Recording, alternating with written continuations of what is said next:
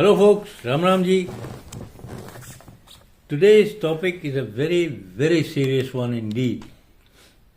And don't take it lightly.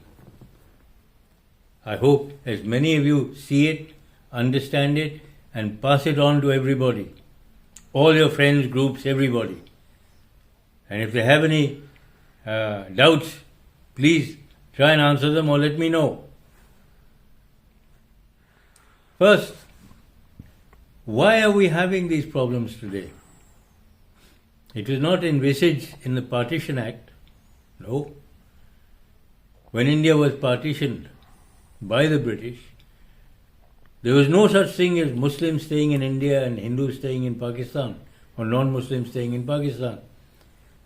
Partition was East and West Pakistan for Muslims, the rest of India totally and only for non-Muslims. So what happened? Why was this permitted? It all goes back eventually to something called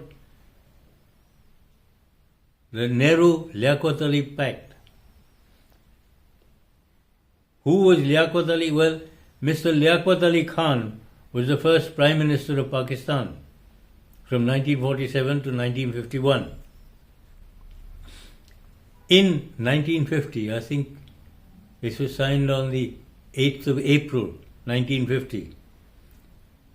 Now, getting details of this particular pact is very difficult. I don't know why it is still kept under wraps. But this was the one agreement which totally messed up everything. Because this agreement meant that those Muslims who stayed in India would now be protected by the government of India. They would get full citizenship and they would be looked after and protected as if they were full citizens of India. Pakistan was supposed to do the same. Hindus were supposed to be looked after, their interests and their property looked after and protected by the government of Pakistan, both in West Pakistan and East Pakistan, which is now Bangladesh. Plus, they would be granted full citizenship rights. Now, this is an eye-opener even for myself, because I didn't realize, I thought this was already a fait accompli in 1947. It wasn't. This was Nehru foisting Islam on India. Remember the Iran example? Parsis driven out, converted or murdered. This is what they were trying to do here. And this is where the seeds were sown. Otherwise, as I said in earlier videos, when Muslims were allowed to stay in India and non-Muslims allowed to stay in Pakistan, both West and East, why did we have partition? Where was the need for partition? And all the horrors that came with it.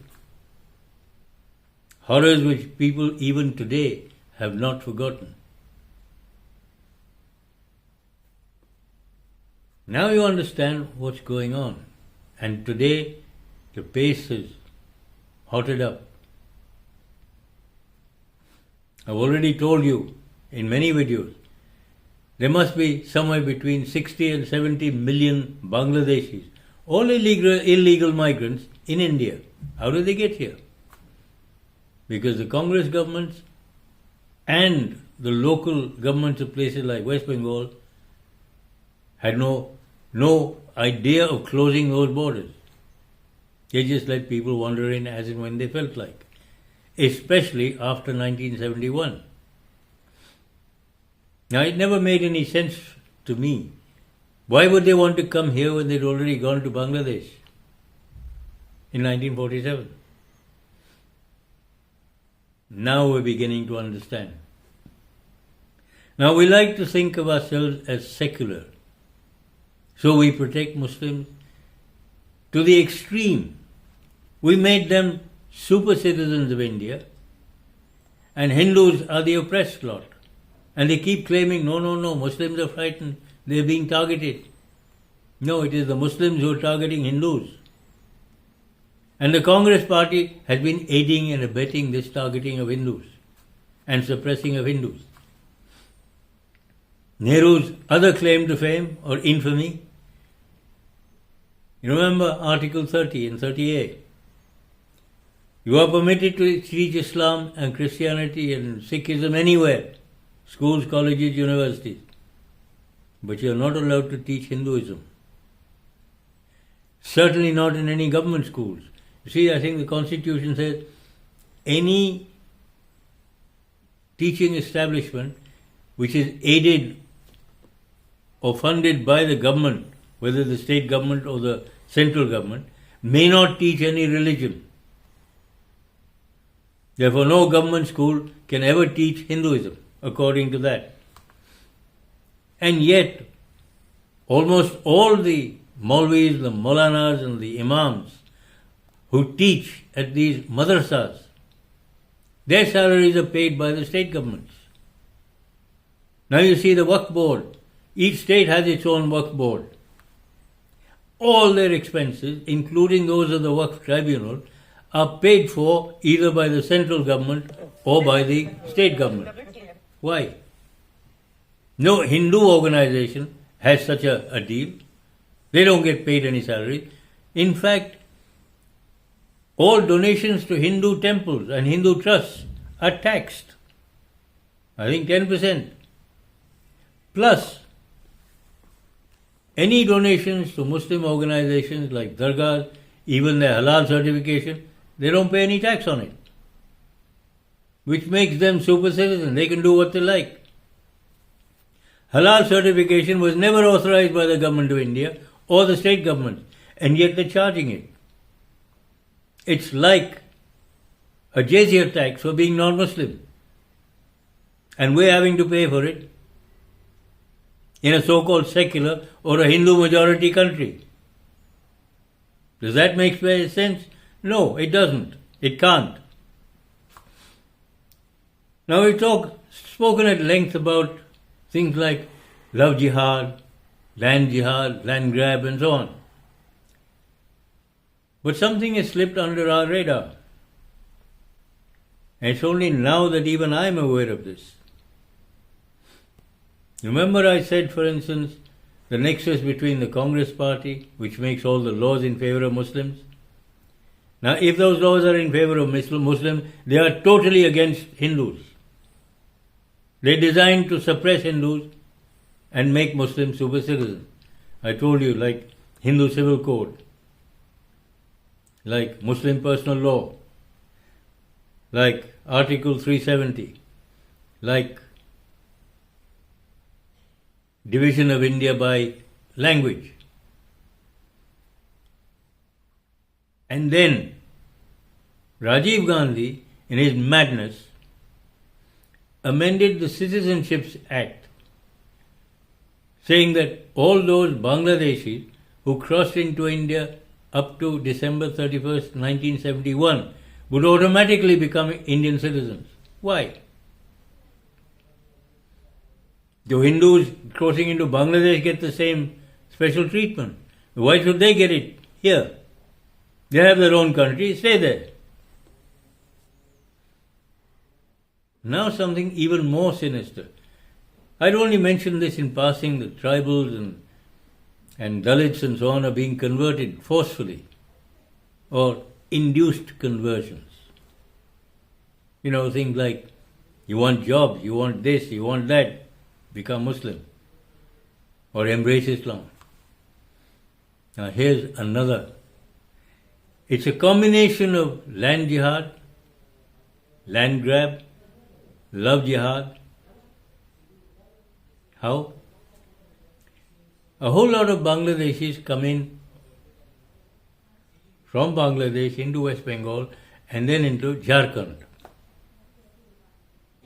which is a part of a state which has become a state, which is hived off from the erstwhile Bihar, which was a state, a full state. Now what they do is, and here's the nub which few of us knew or realized.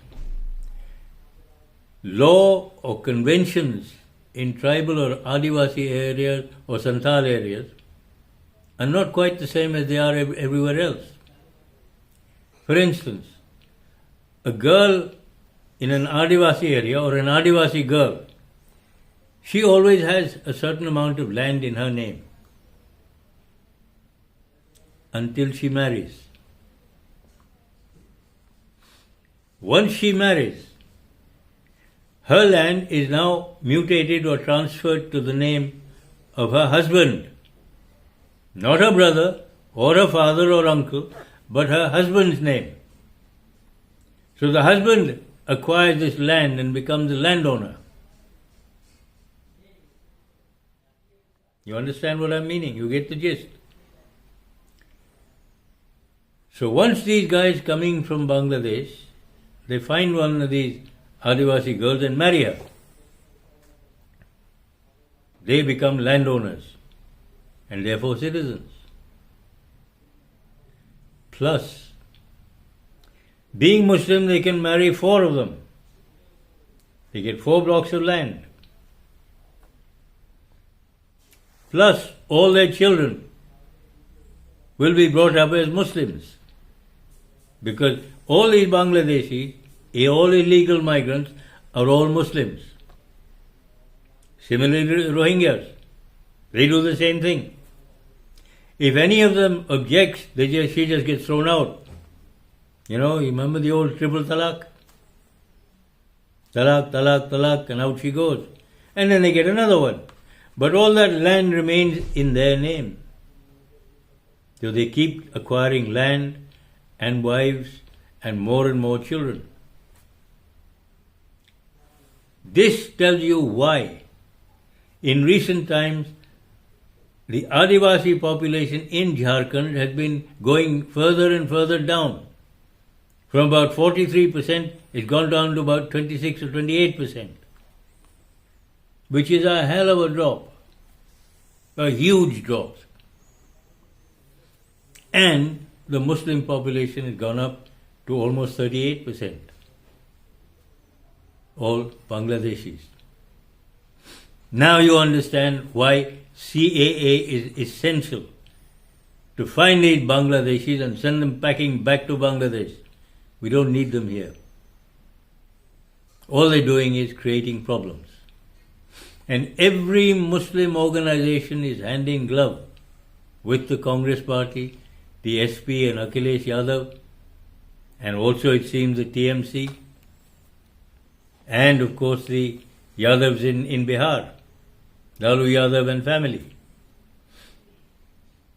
Now you begin to understand what the score is all about. In Jharkhand, therefore, you have illegal migrants coming in. They acquire land, they acquire wives, and through them this land. The Muslim population keeps on growing because of their children, and the Adivasi population keeps going further and further down. Because Adivasi children are just not being born. They're all now Muslims. Now you begin to understand what's going on. And the Congress party and the JMM party in Jharkhand are working to ensure that this continues to happen. In fact, recently the High Court in Jharkhand warned the government and told them to stop this infiltration and keep these foreigners out of tribal areas. And of course the JMM, Mr. Soren, the Chief Minister, he refused to do so. He said, no, this is a figment of your imagination. And yet the figures tell you, facts don't lie. So having achieved this, and you got the rest of India, the urban and the so-called modernized India, and secularism, rapid gains in Islamic habits, shall we say, or Islamic protection, again through the Waqf board and so on. and of course infiltration, Waqf Board, then the Jamiat-e-Ulema-e-Hind, all working towards one goal, Ghazwa-e-Hind, meaning the total Islamization of India. Now you understand the hatred Nehru had for Hindus. And there's no other word for it. Out and out hatred. If he didn't have that hatred, this would not be happening today. Islamic spread in India is like a creeping cancer, quietly, surreptitiously, and then suddenly it hits. Unfortunately for them, they have jumped the gun a little. When they start screaming about hijabs and this and that and Waqf Board and land grab by Waqf Boards and so on in different states, what does it mean? They want Islamic culture. In fact, the day the Waqf Board was created, the Islamization had really taken off. Now what else happens? Once the Waqf Board was formed, they were given more and more power, and this Waqf Act of 1995, strengthened further by the Act in 2013, that's the UPA government. They're just grabbing land all over the place. And now it's really begun to come out in the open. Why? You remember there's this bill that was brought up in the previous session of Parliament. The amendment to the Waqf Act 1995, which is at the moment with the JPC. The Waqf Board of every state is frightened as hell that if the amendments become law, they cannot grab any more land. Between 2007 and 2024, the Waqf Board's land holdings went up from 4 lakh acres to now 9.5 lakh acres. It's a huge jump. And they don't even need papers, nothing. They just say this is Waqf land it becomes.